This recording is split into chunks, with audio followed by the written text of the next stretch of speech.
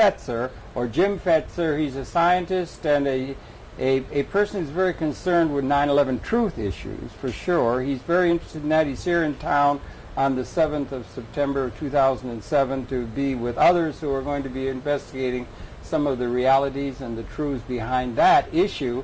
And it's really good that he brought him here, because then we're able to sit down and talk to Jim Fetzer, the scientist, and welcome you to New York once again. Thank you so much, Harold. My pleasure to welcome you, McKnight Professor. I appreciate that. Physicists, chemists, biologists might protest that I'm strictly a philosopher of science, meaning I do the theory of scientific knowledge and the nature of scientific method and the principles of scientific reasoning, as opposed to conducting experiments and research in physics, chemistry, biology, and so forth. Important question, the scientific process. Well, they are. They help us to differentiate the difference between the quacks and the frauds and the real deal, because the scientists are those who practice scientific method rather than those who describe themselves as or claim to be scientists. Yeah. There's good science and bad science. Good science and bad science, indeed, and it's littered through the history of science. Well, you've studied the history of science. Why don't you give us a little primer on the history of science? The etymology of the word, when did it come into the vocabulary of people concerned with things intellectual and so forth as a discipline, and what are some of the rules of the road, as it were, for this, what would be called a scientific method or the scientific approach to understanding things? Well, probably the most important development in the history of science had to do with the use of quantitative methods. Archimedes, for example, determining the law of buoyancy and so forth, was an early episode in a golden age of Greece, where Aristotle, among others, was the greatest scientifically oriented philosopher of his time. He created a systematic classification of biological species. He was yes, and he was the first to codify the principles of logic, in this case what's known as classical term logic. He also was a great metaphysician who was very interested in the nature of being and how all things are related to all other things. He also developed a cosmology, a theory about the world, where the earth was the center of the universe. There were four kinds of matter, actually: earth, air, fire, and water, and the natural place was earth, for earth was at the center of the universe, water above earth, air above water, and fire above air. He also introduced an additional element called the ether. He proposed a theory of concentric crystalline spheres, a kind of onion-like structure for the universe, where each planet was on a different sphere, and then what was known as the music of the spheres arose from friction between the spheres. Yeah, right. This was Aristotle. Aristotle. This is a very. He drew a distinction between the terrestrial and the celestial. Where the terrestrial are objects and motions on the surface of the earth, and celestial separate from it. Where he endorsed an idea also derivative from Plato, that the paths of the celestial objects were circular and that those objects were perfectly smooth and spherical.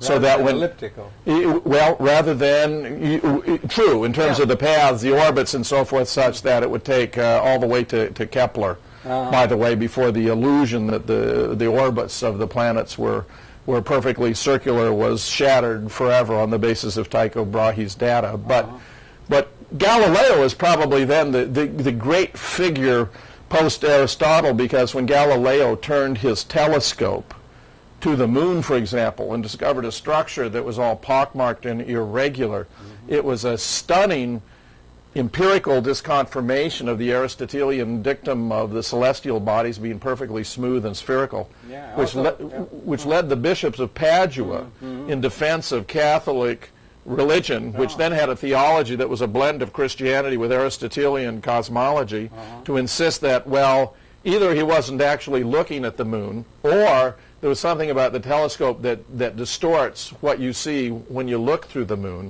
which is an appeal to what are known technically as auxiliary hypotheses, other assumptions that are built into any experimental finding. And from a logical point of view, what they were doing was impeccable. But of course, since it's an experiment that's easily replicatable, and since there is no good reason to think that, in fact, a telescope distorts the images, even though, Harold, you recall from your carnival days, wavy mirrors, some of which make you look, 6 feet wide and 3 feet tall, or 12 feet tall and 6 inches wide.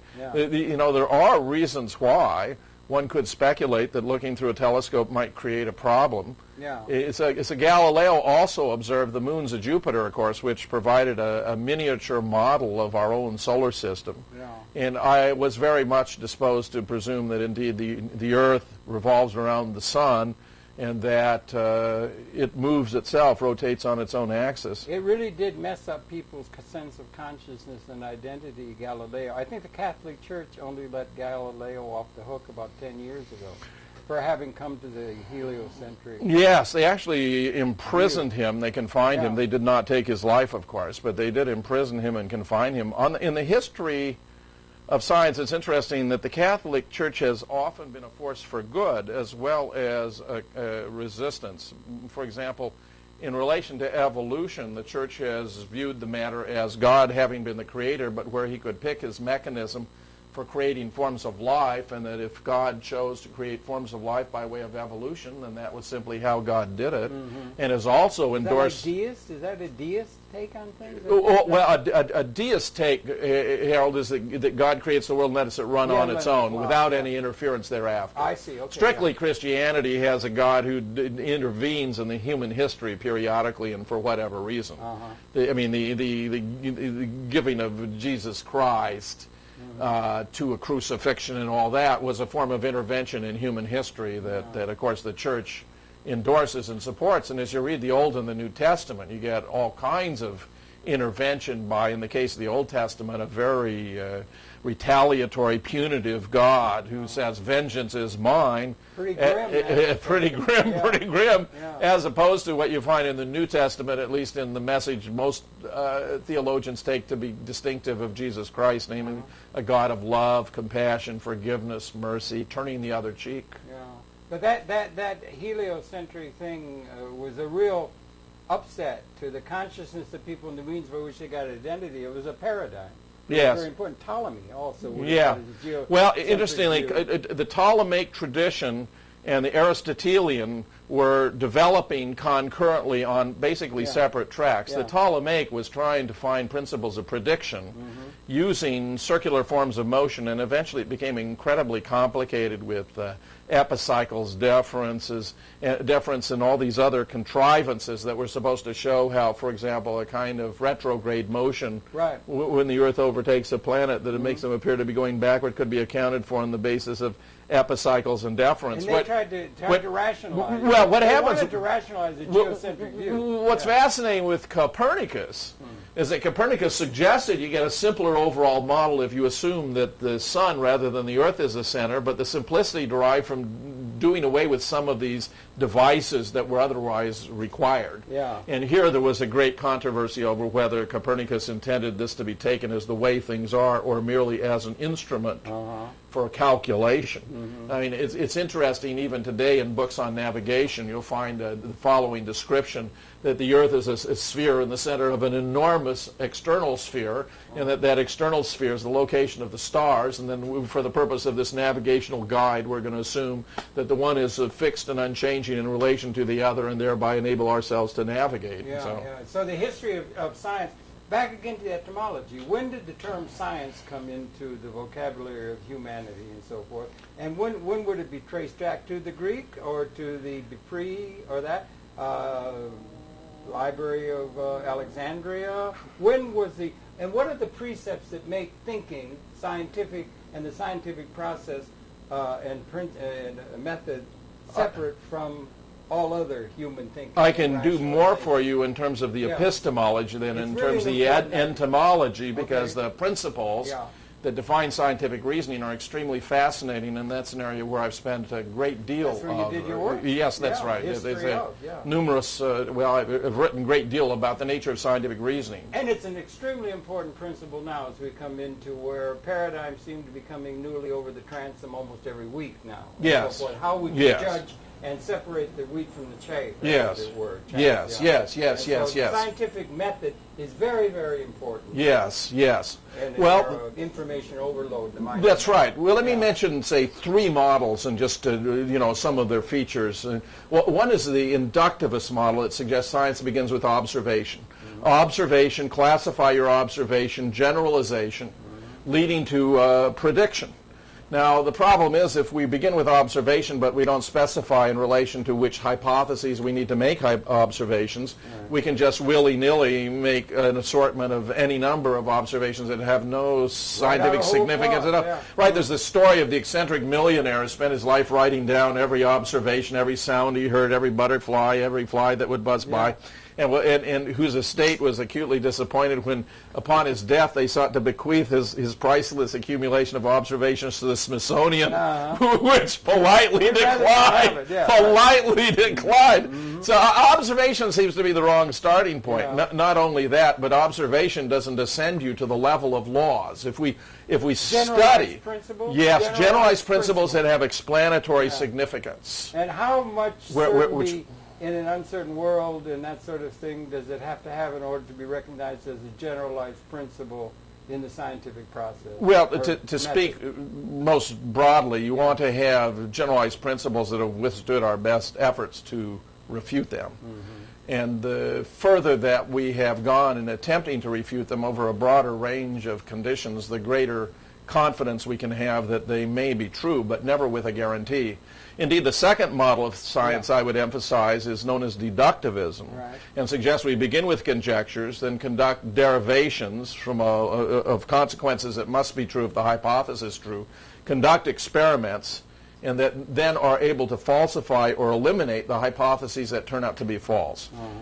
Sir Karl Popper, the great British philosopher, advocated this approach, and one of his books encapsulates it perfectly in its title, Conjectures and Refutations, assuming that we appreciate when he says refutations is not the claim that all scientific theories are refutable or false, but that they're testable, and that you gain evidence that you actually have captured the concept of a law rather than some mere accidental generalization, because they resist our best efforts to refute them. Very interesting. I just re-aired a program I've done. I don't know if you've noticed it. He's a bestseller. He's best-selling on the New York Times list now. Nassim Taleb. Nassim Taleb, he had written a book, Fooled by Randomness, and now he's got a new book out, bestseller, called The Black Swan. Yes. A black swan is, in the book he had previously, Fooled by Randomness, that the things that you think are going to not appear. They happen by chance. And I see you study probability. Yes. So the things that appear, like a black swan, they're all supposed to be white, but they appear. He said the greatest black swan that appeared was the result of the assassination of Sarajevo in 1917 when it set off the First World War. They didn't see that coming at all. Unexpected consequences, unexpected things, new things. He doesn't mean literally a black swan, but some improbable occurrence that nevertheless has vast consequences and was in general unpredictable. That's right. And it brings into the probability and predictability within what kind of parameters can we get down to where when we've got it a law, it's a law. Yes. Even as paradigms override new paradigms that are coming. And how can we deal with that kind of uncertainty, or how do we deal with it, particularly in an age of species lethal weapon systems, for instance, that never can be tested? Yeah, there's several very interesting ramifications for this. I mean, laws are perfectly general, and if they're laws of science, they can't be violated and they can't be changed and require no enforcement, unlike laws of society. Take a 55-mile-an-hour speed limit. We all know they can be violated. I would explain to my students how... That's right. That's how I frequently test that difference to make sure that it hasn't suddenly turned into a law of nature by pressing my foot on the accelerator. That's exactly right. Now, there's another kind of true generalization that's very interesting. When I was growing up and they started importing Volkswagens into this country, they were all painted gray. So it was a literally true generalization that all Volkswagens are gray.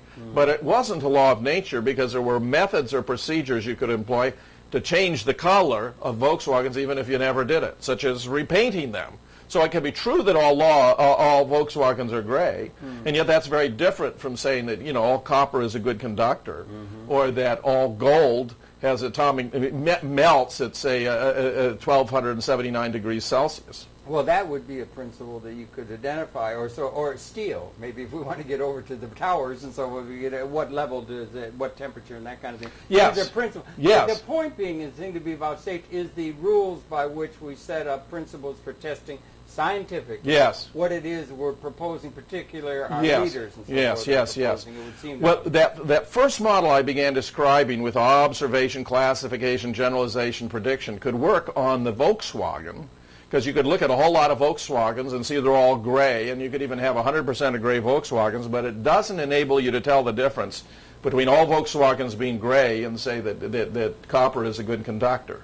I mean, they're both true generalizations, and yet the one can't be violated and can't be changed, and the other can. Now, the second technique, which Popper, approach or model of science that Popper introduced with conjectures, derivations, experimentations as attempted refutations, and elimination of those that you succeed, actually gives us a mechanism for telling the difference between what are then known as accidental generalizations, like all Volkswagens are gray, and bona fide laws. Or axiomatic? No. Axiomatic has more to do with making assumptions in a formal calculus or system. So it's the idea that we have these laws of nature can't be violated, can't be changed, but now we have a technique for sorting out the difference between accidental generalizations, which happen to be true in general, like all Volkswagens being gray, but don't have to be, because there are ways of changing that color and making it false, even if no one ever does. I went to Woodstock in a cream-colored Volkswagen van. Well, by that time... Was I breaking the law? Sure, it violated a generalization that was true for a period of time. Well, I'm from Detroit, and Mr. Ford famously said you can have a Model A in any color as long as it was black. There you go. That's any color as long as it was black. Interestingly, in another vein, Marshall McLuhan, he made an observation that we're reaching a point where we're going to be able to make, let's say, take the thing you'd make in production. You can have an automobile any color that's black, or you could be able to make color. You could make an automobile that would have so many different personalized characteristics to it, different colored fenders, different colored whatever. Yes. You can make all these differences, and we're reaching the point where we can make one as idiosyncratic to one particular person's desire with all kinds of changes as easily as we can make it all one. Rather fascinating, without any addition to the price of the unit that's coming off the assembly line at the end. Not that somebody who's going to give you a uniquely designed automobile isn't going to charge you more. No. The point he was making really is it could be done with cybernation, and that's coming exponentially now. Yes. It could be coming that way without any additional cost to the process. As an economic principle. You're talking about the media. Yes. The media extensions of consciousness. If we return to these models of science, the first has the wrong starting point because observation willy-nilly doesn't get us anywhere. And the second really major defect is it doesn't allow us to distinguish between the bona fide laws and the merely accidental generalizations. Now, Popper with the deductivist... That's a very important distinction. It is. Yeah. Absolutely. Yeah. Because if you study the history of science, you'll see the whole history of science reflects that the goal of science is to discover the laws of nature, the laws of physics, the laws of chemistry, the laws of biology, the laws of psychology, and those are the invariant properties that hold. That's getting pretty. Gets pretty complicated because human beings are very complicated. But interestingly, my undergraduate thesis was on the logical structure of explanations of human behavior for the then most influential professional philosopher of science, Carl G. Hempel at Princeton University. That wasn't that was in the Department of Philosophy. Not in psychology? No, that was in the philosophy at Princeton as an undergraduate. I think the academic disciplines that exist, the Vedics will tell us, I don't know, but it was just a thought, the Vedics will tell us that that reality is a seamless web, that everything is interconnected as a one system, or as a system, and that we divide it up in academia, let's say, or in general. Yes. We divide it up into disciplines. Yes. And they're becoming divided up with alarming regularity now. There's all kinds of differences, specializations, and so forth. Do you think that it is true that there is a seamless quality to reality, and that everything is one system in an end? And if we could get a generalized principle, there's one that you understand what I'm getting at? Yes, I do. And is the academic dividing everything up into academic disciplines is a way Mr. Fuller observed, Buckminster Fuller. That the pirates, he called them the pirates that run the world, the people who think strategically, Yes. Mr. Bush. Mostly or economically, whatever, commercially, economically, that's what, but the pirates, militarily, politically. The pirates, they think strategically and they think comprehensively and so forth, and that they consciously gave money because they had a lot of money, because they had power and they had the inherited power and so forth over these societies. They consciously gave money because they were never worried about the dullards. They were only worried about the really bright ones coming up who might displace them as rulers of the world. And he said they consciously gave money to graduate schools to develop multitudinous disciplines to divide and conquer the mind, so that people get so specialized out they can't think about the whole the way the strategic people do, and become a threat to those who hold the power. It might be a relevant question about 9/11 truths and things like that. Well, it might. Do you understand what I'm saying? Yes, You I didn't think get I into do. it? For the most part, I think that the academic boundaries are driven by a division of labor because of the complexity of nature. I mean, it is one hugely complicated, interconnected Always whole. has been. Always has But, been. for example, But suppose it you take... always has been Well, complicated. Right? yes. Okay. Well, of course, insofar as a complex Yeah. causal entity, but Yeah. there are all sorts of dimensions, just as we talk about the laws of physics, chemistry, biology. I mean, just take, the study of insects, such as bees, for the social insects, Mr. bees, Wilson. termites, wasps. That's Wilson. right. E.O. Wilson, the world's Concilians. greatest And he was arguing concilians for of knowledge. concilians, for a combination. Yeah. But the point I'm making here is you could study termites, or you could study ants, or wasps, or Endlessly. bees. Or poetry. Yeah. But the point is, Or they have a complex form of existence that invites You're attention talking about to. the academics now? No. The study? I'm talking Or about the creatures? phenomena. I'm The talking about phenomena. the bees, Yeah. the termites, What about the people who wasps. study them? Well, those who become experts in that area, but the point becomes something like that. You can study them in relative isolation from most of the other features How of do the you world, link apart back from to general... the realm of generalized principles to the larger interrelated holistic view of a seamless web, everything interconnected? How, if you get so specialized out and you get so tunnel vision, let's put it that way, by doing that, how do you relate that back to the generalized principles if you're dissuaded from thinking on generalized principles? Well, you're so busy specialized. Those who develop myopic vision and who wear blinders won't achieve the kind of synthesis you're describing. Well, but more synthetic thinkers like E.O. Wilson, who's a perfectly good example, whose work on sociobiology, for example, Yeah. while I think is He's moving theoretically inadequate in the sense that there are distinctions he did not adequately draw, nevertheless is an attempt to put together the big picture yeah. of the place, for example, the human species within the broader context of the causal structure of the world. Yeah. And that's an enterprise that fascinates me too. Yeah, I would think so, yeah. Or you get to somebody, because I heard you weave in some thoughts about the Old Testament and religion and that kind of thing, philosophy, thinking, as opposed to, let's say, science.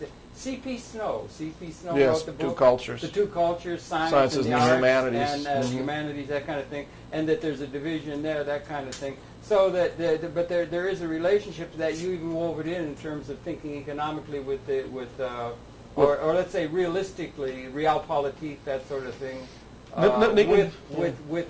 with scripture, or with from another source. So you could take it to the idea of consciousness, evolution of consciousness, Yes. the larger dimensions. Yes. Teilhard de I actually have a book on the evolution of intelligence, which Do is you? Okay. about primitive forms of mentality, animal mentality, human mentality, how they're interrelated, what they have in common, and how they emerge. That's a huge But subject. it's a fascinating That's topic.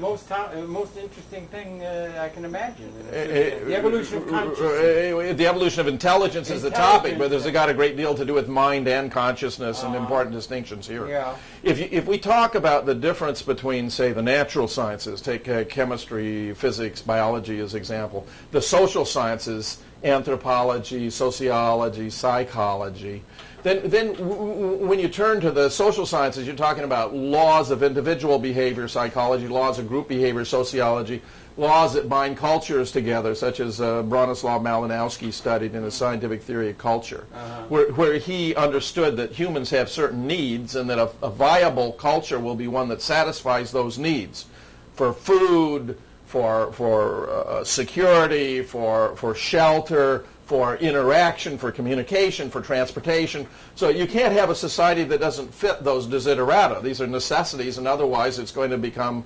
non-functional and extinguish itself. Now, if we look at the humanities, Yeah.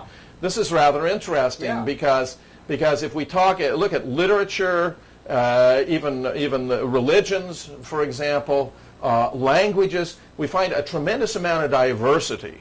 Now, if we look at these properties held that are directly related, like conductivity and being copper, there you have that conductivity as a property you can't take away from copper. Let's call it a permanent property. When we talk about the Volkswagens and they're being gray, that's a property you can take away from a Volkswagen and it's still a Volkswagen. You can't take the conductivity from copper without changing its atomic number. It's no longer copper. But you could take the grayness away from Volkswagen and make it still a Volkswagen, but it's just not a gray one. Call those transient properties, okay? Now, what's interesting about the social sciences is they're really looking at the range of acquisition of transient properties that a species or humans don't have to have but can acquire under particular conditions. Like with child rearing. If a child is brought up in a permissive environment, they tend to be more self-confident and lead happier lives. Is that scientifically validatable? Yes, it is. Isn't that interesting? Dr. Spock was actually, that's right, Hal, believe it or not. Couldn't have done it. Yeah, I know. It's fascinating. And think of, political arrangements, how many different ways society can be organized in terms of a democracy or an aristocracy or a monarchy and all that. I mean, there's nothing about human genes that require we be organized in a democracy or be organized in an aristocracy or human history, displays the variability of ways of human forms of communication. So there, what you're really getting at when you're getting at the laws of say, anthropology or sociology or biology, what is the range of variation of individual behavior under different conditions? What conditions bring it out? What is the range of variation in human group behavior and the conditions that bring it out? What's the range of variation in cultural organization and the ways or conditions under which it's brought about? Now, when you get into languages and all that, I mean, it's very interesting because we're talking about even more transient properties that don't have necessary properties. Let's talk about a very interesting case. Intrinsic to them. Yeah. Those would be, again, back to generalized principles. They could be validatable within a certain criteria. Well, there are some very general principles that are fundamental to human communication. You have communication now. Okay, you have phonemes and morphemes. Phonemes being the sounds that people can make to which a meaning could be attached. The morphemes, the meanings that are attached to the sound. Now, the human animal, by virtue of its diaphragm, its esophagus and so forth, it can make a certain range of sounds. Right. But what meaning is attached to them is highly open and tends to depend upon the tradition of having prior assignments of meanings within that culture. I was giving a talk once about the evolution of human mind from animal mind and was talking about distinctive sounds that were made by the mountain gorilla and other animals, and a cognitive ethologist who is an expert on jungles said, these are common across species in jungles. And I thought, well, think of the genius of that. They don't have to have this sound be a warning for an airborne predator, but if they all share the same sound that is a warning for an airborne predator, then they all benefit from hearing the warning when one of them sounds it, whether it's a monkey or a bird, a parrot, or what have you. So it's really interesting because here we're talking about traditions among animals in the animal kingdom in the jungle environment. Really fascinating stuff. Yeah, it is fascinating stuff. And that's the thing. They're so interesting. The Chinese said they spare us from living in interesting times. I think it's becoming more interesting all the time. Well, now, I agree with that. We're learning more and more and more all the time in quantitative new quality. Let me mention one striking illustration in the area of linguistics, okay? We all know the most celebrated linguist of our time is a fellow at MIT by the name of Noam Chomsky. Now, Chomsky has posited the thesis that there's an innate grammatical capacity that is inborn in every human being, and it's species-specific. In fact, if you take the Chomskyan theory, there's really no way to see how it can have evolved from any earlier species. It's so characteristic of the human species. And it has very distinctive traits, although Chomsky has had an enormous difficulty in telling us what they are. In fact, he's written book after book telling us what is the innate grammar, the innate structure of human syntax. That's apart from the consciousness? Or Yeah. This is separable from consciousness, and we can turn to consciousness before we conclude today. Consciousness gets really complicated. Yeah, well, it's a very interesting topic that has fascinated me considerably. Now, a fellow named Tom Schoeneman, who did a Ph.D. at Berkeley in this general area, has argued, and I think completely correctly, that rather than syntax being innate, it's an emergent property as a function of semantic complexity. In other words, Once we form enough concepts and have enough words for properties things can have, we reach a point where we've got to organize them so we know what we're talking about. Right. Now, the way we organize them could be many different ways. We could have the subject at the start and all the properties they have follow that, the subject at the back, and after describing all the properties they have, the subject in the middle. Did you have to do German for your PhD? I did German. They had the thing way at the end. And they put the verbal at the end. Do you understand what I mean? Yeah, I do. That was within our own European. Yeah, but what this means is there actually isn't an inherent grammatical capacity other than that we all have to have a predisposition to acquire any trait that humans can acquire. That's true. But it has such an elastic character that it really is completely misleading to say there's this innate grammar. It's not true. What we have is an innate as a capacity to acquire concepts, to put properties together, like the property of being round or being rollable or being throwable, become part of the subsumption to the notion of a round, rollable, throwable thing, which later on we can acquire a word or label for relatively effortlessly and call that a ball. That sounds like poetry. A round, rollable word. That sounds like Edgar Allan Poe.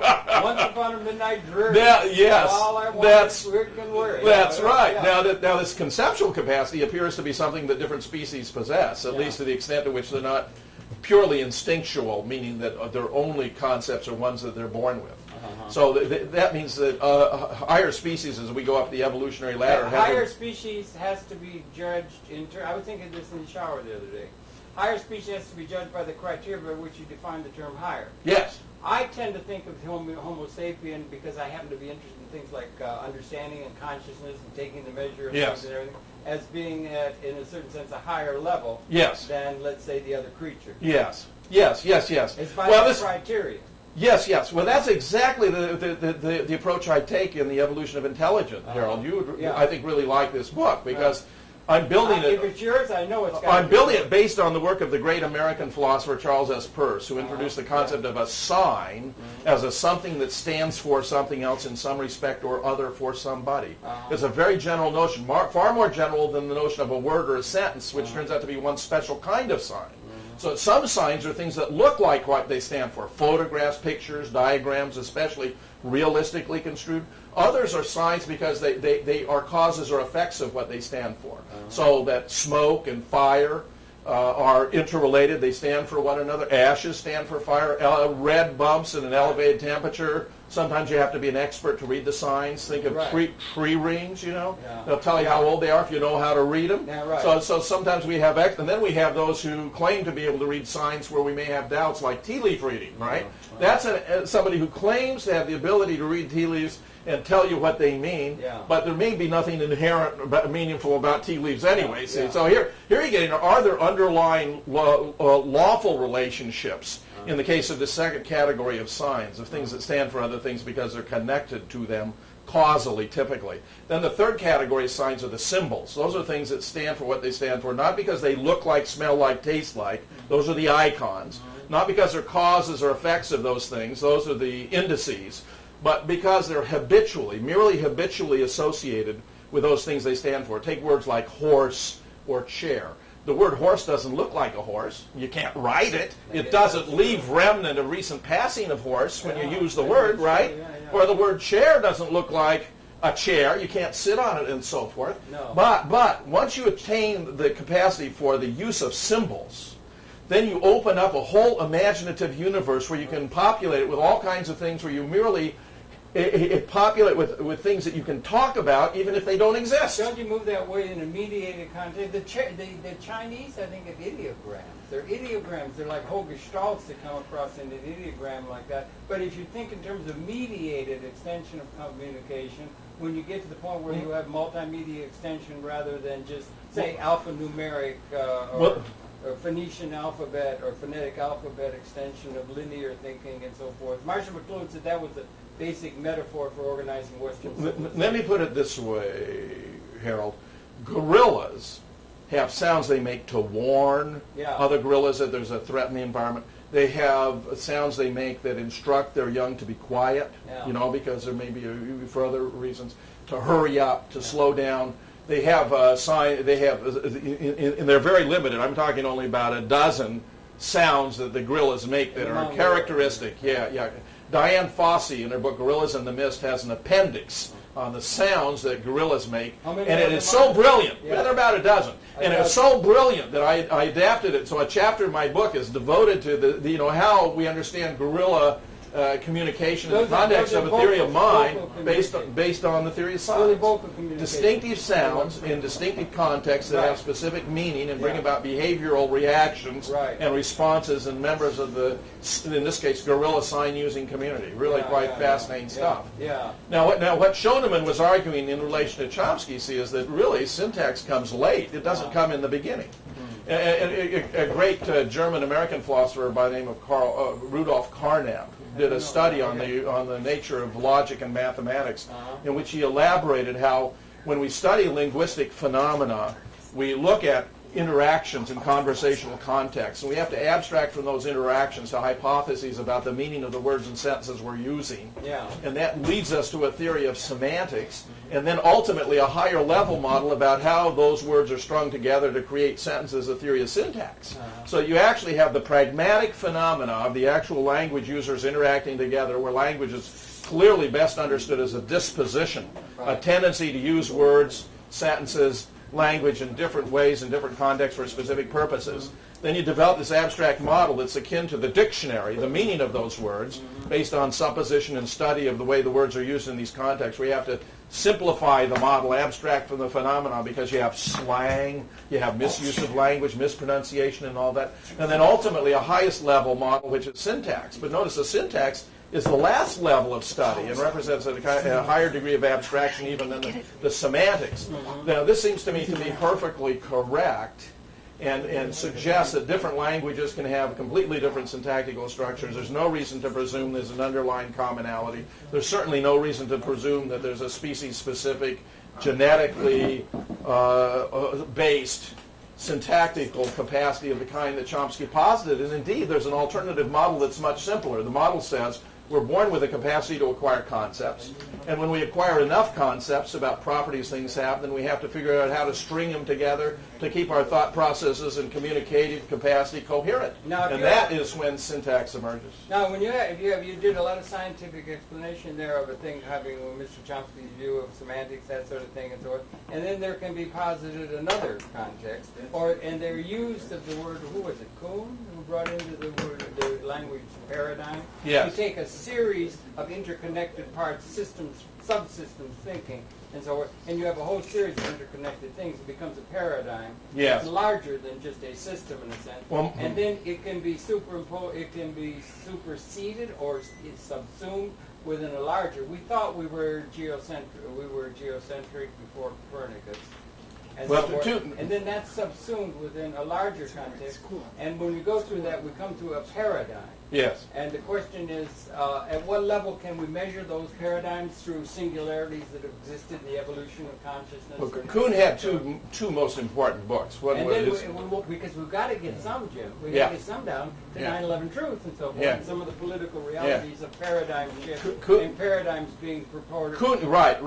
Kuhn had two most important books. One was entitled The Copernican Revolution, and here he talked about how Copernicus was really this conservative revolutionary, and how we get to Newton, because the Copernican revolution only comes to fruition with Newton, where you have a simple set of laws and a universal square law for gravitation that is explanatory, and you get elliptical orbits and all of that. Very different than the Copernican approach, and here we've long since superseded Aristotle and Ptolemy and so forth. Right. But then his second book was entitled The Structure of Scientific Revolution. Yes, a scholar by the name of Margaret Masterman discovered that Kuhn used the word paradigm in something like 24 different senses in that book. All right. Now, the predominant view, and the most important, has to do with a worldview or a specific theory or a way of going about doing something. Those are probably the three most important notions of paradigm in Kuhn.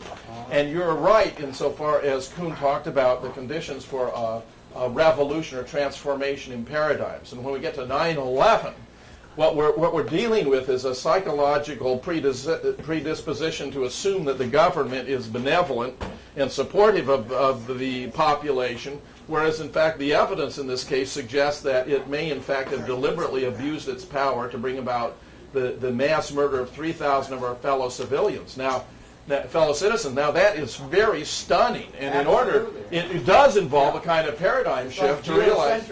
That's right. It's on that order psychologically, and it's really from a moral, political, social point of view. It's also interconnected to a larger. That would be one thing, if I may suggest. That would be one thing that would be connected to a larger connection of transformative aspects of the time in which we find ourselves that constitute a paradigm. And we can go, and just for a couple minutes, we go back to singularities that have occurred. 13.7 billion years ago, we had the Big Bang, a singularity. We had the appearance of Homo sapien conscious, perhaps self-reflective, a singularity that occurred. And I guess 200,000 years ago, humanity appears. That would be my guess. It was about 200,000 years ago in Africa. We're all out of Africa.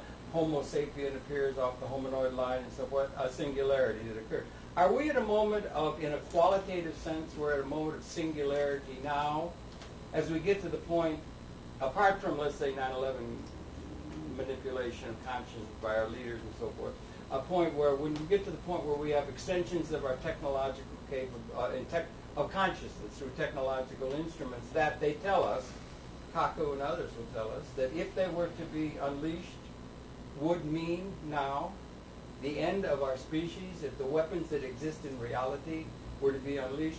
Is that an existential new reality in the universe in terms of the evolution of consciousness? Well, I think we've always had the capacity to put ourselves out of existence. How? And global warming, for example, and polluting the environment is one way to do it. Nuclear warfare is a second way to do it. And simply, misallocating the resources available to us is certainly a third way to do it. If I may. Yes. If I may. 200,000 years we've been here.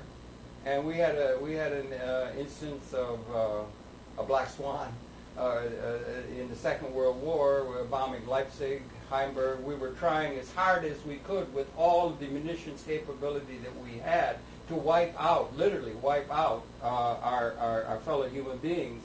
And we were, in a certain sense, in terms of our technological capability, impotent to do and achieve species lethal conditions for the Homo sapiens species on this planet. They tell us now that is no longer the case. We now, at the behest of one individual, could set off a series of interconnected things that if the weapons were unleashed, they're so terrible that exist, that it would mean there would be no survivor of the Homo sapiens species. Well, it's entirely possible. That's something that can't be tested. Well, it can be tested because if it comes to pass, it can be tested by means of computer simulations, for example, Harold. You can do modeling. Do models that extrapolate, predict.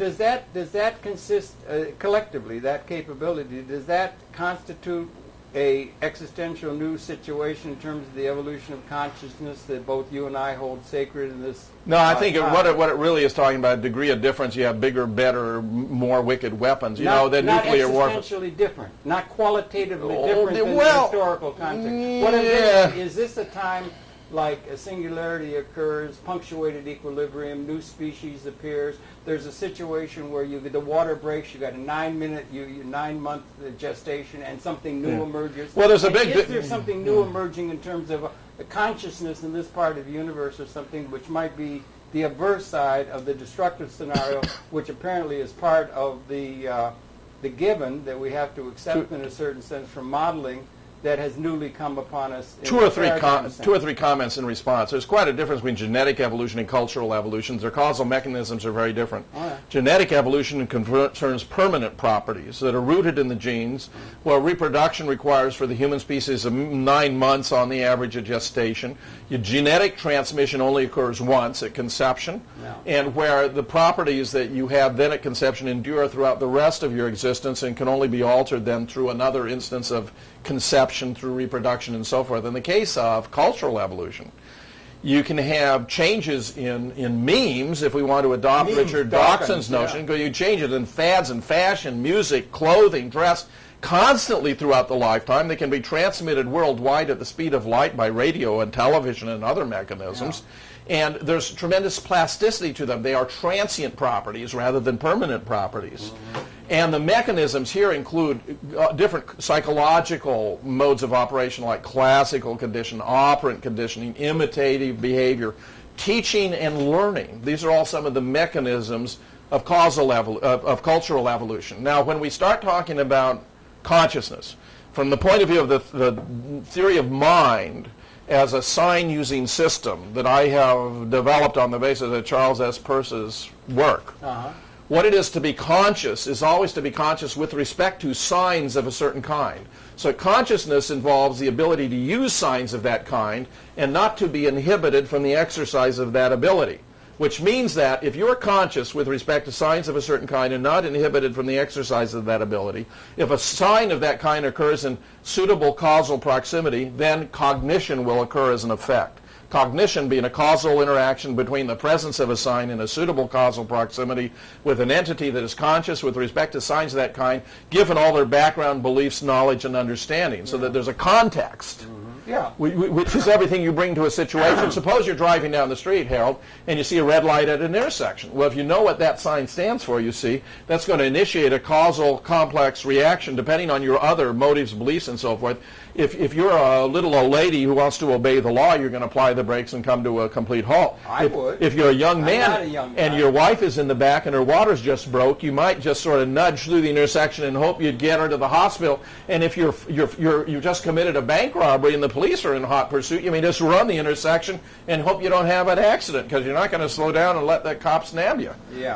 So how you actually react, even though you know the meaning of the red light at the intersection, it's the same for all. Because they're in different contexts, the behavior they would display is different, and yet any of us in those same contexts would tend to display the same behavior as those who were in those contexts display. Well, that's really interesting and everything, but do you think that we have the ability to destroy the species at our technological... No, I have no doubt, Harold. You have no doubt? No doubt. But you can recognize we did not have that capability as recently as the Second World War? Well, you know, we did have... Something happened in our lifetime that makes this existentially a different time. There are, And it for is me- not unreasonable. Or is that the case? It is not unreasonable to argue here that this difference in degree is so significant that it represents a difference in kind, because the extent, the potential for completely destroying the species in a very brief interval of time is overwhelmingly greater than it's ever been in the past. And I would agree with you completely on that point. Hit for 65 million That's years. right. That's another event. That's right. Then That's the a natural phenomenon that could always And occur. then in a dialectic sense and everything, if you've got that kind, that's part of a reality that exists. Yes. It is only modelable. You're going to do modeling and that sort of thing. And then one wonders, and that would be, in a certain sense, from my way of thinking, that would be a negative thing to have happen, have our species wiped out. Mine too. I have to have 4 grandchildren. Yes.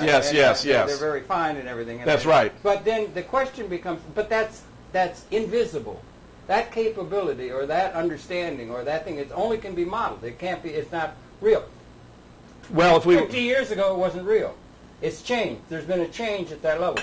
Then the question on the other side is that's a negative proposition. On the positive side is we have a technological capability of providing for all of humanity and the creatures within an ecological context that is equally existentially significant, but that we don't have the capability of systems that were formulated within a condition qualitatively different than that to which that is a harbinger of. So we have a liberating capability from some of the ancient scourges and so forth that our systems we've inherited won't allow us to realize. Well, let me offer You one. understand what I'm saying? Yeah, let me offer one illustration, and we can talk about it too. I have the impression that, in fact, we have discovered endless sources of cheap energy. That there are a variety of forms that this may have taken, but I have reason to believe that we have done this. On the other hand, the powers, the economic and corporate powers that be, are containing it because they want to continue to exploit the great benefits they derive from the profits from fossil fuel consumption. That's tying it into the 9/11 truth thing. Then, It is, So yes. it's like a conspiracy for people to hold power within the old paradigm thing. Yes. It's like the way they argued against Copernicus with those elliptical orbs. Yes, they wanted to keep their power. That's right, and extend their power, They've had a system that's been in place for, let's say, 200,000 years. That's kind of a long tenure. But for 9/11, a long time. Hell, but for 9/11, All the right. American people would never, in their wildest dreams, have supported wars of aggression in Afghanistan and in Iraq, sending hundreds of thousands, in terms of rotation, over a million young men and women into harm's way, using depleted uranium in the Tigris-Euphrates Valley, which, after all, is the home of the mythical Garden of Eden, which has a half-life of 4.5 billion years, which corresponds to the estimated scientific life of the Earth, for crying out loud. I mean, we are doing horrible things, and it all appears to be for the benefit of exploiting the natural resources of these areas, building this transcontinental pipeline across northern Afghanistan, where we now have two powerful, permanent bases, ideally situated to protect it. Permanent bases in 130 14 countries. permanent, yeah, that's right, all around the world. 30 countries around the world. That's right. And all they ask is they want full spectrum dominance That's right. of all of Earth and all of space, and that's all they ask. That's right. And that's all they ask for the world to... sea, air, water, and space. And space, and a system in place that is built upon... It's like they used to call Louis XVI's day. They called that feudal order that had been held for 1,000 years the ancien regime. It had been in place for so long, people got a sense of identity by it. We've got a system in place. So by we, the United States of America has a system in place that claims to be historically legitimate and responsible. Yes. And we are not. We are out of date, fundamentally, in a paradigm sense, with the system that we would impose upon the world. And they don't come forth, the intellectuals don't come forth with an alternative that could subsume the old system in a way, not only of subsuming it in a conquering way, but also subsume it in a way that could eventually include everybody in a liberated order that allows us to realize this new capability, and the intellectuals are falling down on the job. Americans are so unreflecting, Harold, and they're given such a sanitized version of their own history that they hardly acknowledge that the initial colonizers actually wound up wiping out 14 to 16 million Native Americans. We imported hundreds of millions of blacks involuntarily from Africa to be the economic backbone of the nation. And if you ask, whether the United States is a force for good in the world today, you can begin by enumerating Chile, Nicaragua, El Salvador, Guatemala, Vietnam, Laos, Cambodia, Afghanistan, Iraq, Iran. It's terrible. It's terrible. It's terrible. The United States has become the greatest aggressor nation in the world. James Joyce, who had Daedalus say, he was in the wake, I'm not sure, but he had him say, history is a nightmare from which I'm attempting to awaken. It's always been a nightmare of the brute ruling over the few. I mean, there's always been, from emperors of Rome to whenever, there's always been injustice in a sense in terms of what the future may harbinger in our time and that sort of thing. Do you think we live at a time, I saw Jimmy Carter on television the other night, and somebody says, do we live in a universally just world? Or are the trendings in that direction? He said, of course not. He's absolutely right. It does not serve the interests of 60 to 80% of the masses of the world. Lord Keynes told us that they're going to have technological displacement of labor, so that even under a labor theory of value that informs all economic theory and political class and so forth, they're going to be able to do away with the labor input to production that verifies a person's right to have a job and get income, so that we have a paradigm thing and we don't have an answer in terms of providing an alternative, a qualitative alternative that is comparable to releasing the not only the full biography but the full potentiality of all human beings. We serve only those who are rich and powerful, and that's out of date with what's required. Corporate interests appear to be driving the agenda both in the Western Hemisphere and worldwide. We now have this proposal for a North American Union that's going to basically dissolve national sovereignty between Canada, the United States, and Mexico, transition to a common currency called the Amero. This is very beneficial for corporations in the Amero. I've not heard that. Oh, yes. The Amero. Well, as I understand it, the tons of this stuff has already been printed up, Harold. They're so confident about being able to impose it. 10-lane superhighways are going to bisect the nation, right up I-35. You're going to be able to drive trucks from Mexico to Kansas City without them even being inspected.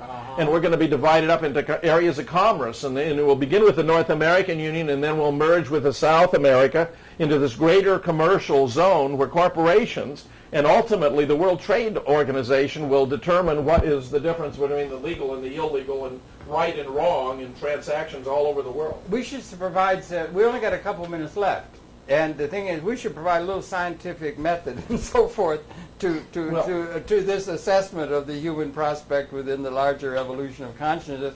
But let me ask you a question. Are you optimistic, pessimistic for the future of Homo sapiens within a broader context? I'm not optimistic. You are not. I'm not optimistic. On a scale of 1 to 100, 99 being maximally pessimistic, where would you Maximally be? pessimistic? Yeah, on a scale of 1 to 100, we'll give you a lot of gradation in there. How pessimistic Easily in are the you? 90s, Harold. In the 90 Yeah, percentile I'm in the negative. You think we're likely? We're more likely to blow it up. Yeah, than if the human species exists 100 years from now, I will be astonished. Really? Yeah. Uh-huh. It's that bad. That's pretty upsetting, huh? It is. The scientific process and scientific method could apply towards systems by which we might be able to Absolutely, arrive. but this administration And your is work would be- anti-science. Yeah. Yeah. I mean, there are 4 stages in the most defensible model of science, which are puzzlement, speculation, adaptation, explanation, Yeah. where the principles of adaptation involve considering different theories in relation to the evidence and asking the question, how probable would that evidence be if this hypothesis were true? Yeah. That is a measure of what's technically known as the likelihood. It's a measure of explanatory power.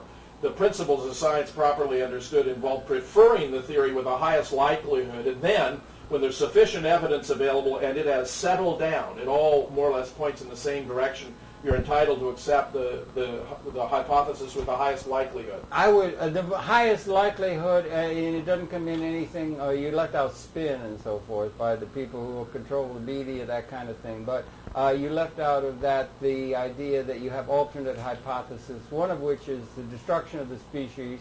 The other one is the liberation of the species to their full potential. Yes. Which would you prefer?